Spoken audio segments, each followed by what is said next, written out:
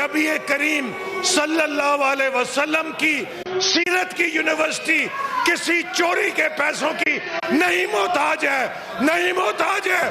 پاکستان کے لوگ آقا سے محبت کرنے والے ہیں اور وہ حلال کے پیسوں سے ایسی 10 یونیورسٹیاں بنا سکتے ہیں۔ ان کا یہ اسلامی ٹچ اس چوری کے اوپر نہیں چلے گا۔ مسئلہ القادر ٹرسٹ کا نہیں، مسئلہ 190 ملین پاؤنڈ جو 74 بلکہ 64 ارب روپیہ بنتا ہے، 64 بلین روپیز پاکستان کے خزانے میں آنا چاہیے تھا۔ پاکستان کے خزانے میں نہیں آیا، عمران خان کے دوست کے جرمانے کے اکاؤنٹ میں چلا گیا۔ یہ بتایا جائے کہ وہ 64 ارب روپیہ پاکستان کے خزانے سے کس نے لوٹا، کس نے پاکستان کے خزانے میں نہیں آنے دیا۔ تو اگر آپ 64 ارب روپیہ پاکستان کے غریبوں کا کھاؤ گے، پاکستان کے نوجوانوں کا کھاؤ گے اور پھر القادر یونیورسٹی کے پیچھے چھپو گے، تو جناب چیئرمین، اگر کوئی شخص ڈاکہ ڈالے، کوئی شخص چوری کرے اور کہے کہ میں نے چوری میں سے 50 روپے سے مسجد بنا دی ہے اور اب میرے خلاف چوری کا مقدمہ ختم کیا جائے چونکہ میں نے تو مسجد بنا دی ہے، چوری کے پیسے سے مسجد بنانے والا بھی چور ہے۔ تو آج چوری کے پیسے سے یہ اس ہستی کا نام استعمال کر رہے ہیں، یہ سیرت کے پیچھے اپنی چوری کو چھپا کر مسلمانوں کی توہین کر رہے ہیں۔ ہمارے آقا نبی کریم صلی اللہ علیہ وسلم کی سیرت کی یونیورسٹی کسی چوری کے پیسوں کی نہیں محتاج ہے، نہیں محتاج ہے۔ پاکستان کے لوگ آقا سے محبت کرنے والے ہیں اور وہ حلال کے پیسوں سے ایسی 10 یونیورسٹیاں بنا سکتے ہیں۔ میں سمجھتا ہوں کہ یہ سیرت کی توہین ہے کہ ایک چوری اور ڈاکے سے بننے والے ادارے کو جو چوری ڈالی گئی ہے، جو ڈاکہ ڈالا گیا ہے، پاکستان کا پیسہ لوٹا گیا ہے، اور اس چوری اور ڈاکے کو بچانے کے لیے، اس سے چھپنے کے لیے، اس سے بچنے کے لیے ہمارے آقا نبی کریم صلی اللہ علیہ وسلم کا یہ نام استعمال کریں۔ یہ سیرت کی توہین ہے۔ ان کا یہ اسلامی ٹچ اس چوری کے اوپر نہیں چلے گا۔ اس اسلامی ٹچ کے ساتھ ان کے ڈاکے کی واردات نہیں چھپ سکتی۔ کیس بڑا سمپل ہے جناب چیئرمین۔ برطانیہ نے 64 ارب روپیہ پاکستان کی ریاست کو لٹایا، ملک ریاض کو نہیں لٹایا۔ وہ پیسہ پاکستان کے خزانے میں آنا چاہیے تھا، وہ پیسہ پاکستان کے خزانے میں نہیں آیا۔ ایک شخص نے فائدہ لینے کے لیے اپنے دوست کے اکاؤنٹ میں جمع کر دیا۔ کیا یہ ڈاکہ نہیں ہے؟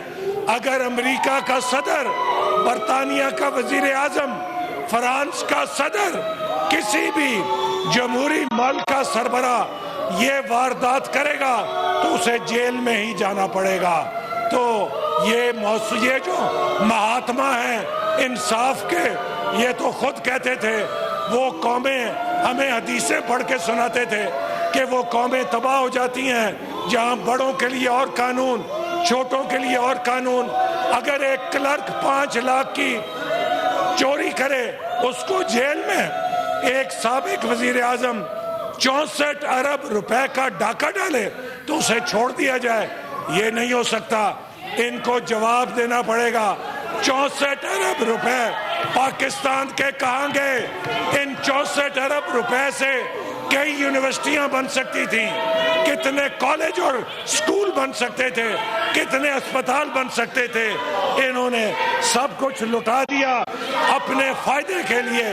اس کرپشن سے جتنا مرضی شور مچا لو، جتنے مرضی۔ اور میں علی ظفر صاحب سے کہوں گا، علی ظفر صاحب آپ تو قانون دان ہیں، آپ کس طرح اس چوری اور ڈاکے کو ڈیفینڈ کر سکتے ہیں؟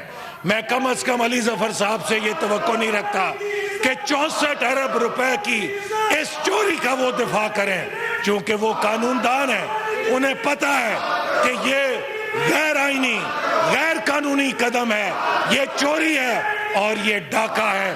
اس کو کوئی ذی شعور ڈیفینڈ نہیں کر سکتا. اور انہوں نے ریاست کی بدنامی کی ہے اس چوری کے ساتھ. کہتے ہیں سابق وزیر اعظم ہے. اس سابق وزیر اعظم کو تو جیل میں 5 سٹار سہولتیں ہیں. جناب اسپیکر, میں بھی اسی سیل کے اندر تھا جس سیل کے اندر ان کے مہاتما ہیں. میں تو کبھی نہیں رویا تھا, میں نے تو کبھی شور نہیں مچایا تھا. میں تو پیشی پر اسی طرح ٹائی اور سوٹ پہن کے آتا تھا, ہنس کے آتا تھا. ان کی چیخیں نکلتی ہیں, روز چیخیں نکلتی ہیں. ان کو دیسی مرغ ملتے ہیں, ان کو جوس ملتا ہے, ان کو سلاد ملتی ہے, لیکن اس کے باوجود شور مچاتے ہیں. جناب چیئرمین, میں نے سابق وزیر اعظم نواز شریف کو کوٹ لکھپت جیل میں اس حالت میں دیکھا ہے کہ ان کے کپڑوں سے پسینہ ایسے بہ رہا تھا کہ جیسے وہ پانی کے اندر نہا کر آئے ہیں. ہم نے تو ان کے وزیر اعظم کو اس طرح نہیں رکھا. ان کو تو ایئر کنڈیشنر بھی ملتا ہے, ان کو تو ہیٹر بھی ملتا ہے, ان کو تو تمام سہولتیں ملتی ہیں.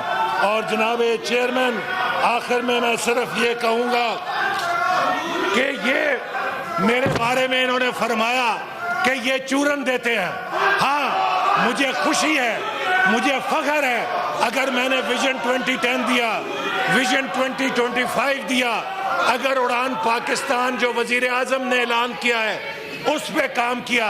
اس لیے کہ ہم پاکستان کی ترقی کے خواب بھی دیکھتے ہیں اور اس کی ترقی پر عمل بھی کر کے دکھاتے ہیں. ہم ان کی طرح نہیں ہیں جو پاکستان کو برباد کریں, سی پیک کو برباد کریں, پاکستان کی ترقی کو برباد کریں, پاکستان کی ریاست کے خلاف دنیا میں مہم چلائیں. آج یہ پاکستان دشمنوں کے ایجنٹ بن کے پوری دنیا میں پاکستان کے سلامتی اداروں کے خلاف مہم چلا رہے ہیں.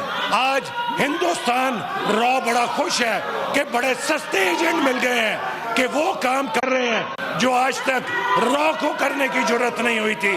لہٰذا ان کے شور سے, ان کے اس ہنگامے سے چوری کو چوری کہا جائے گا.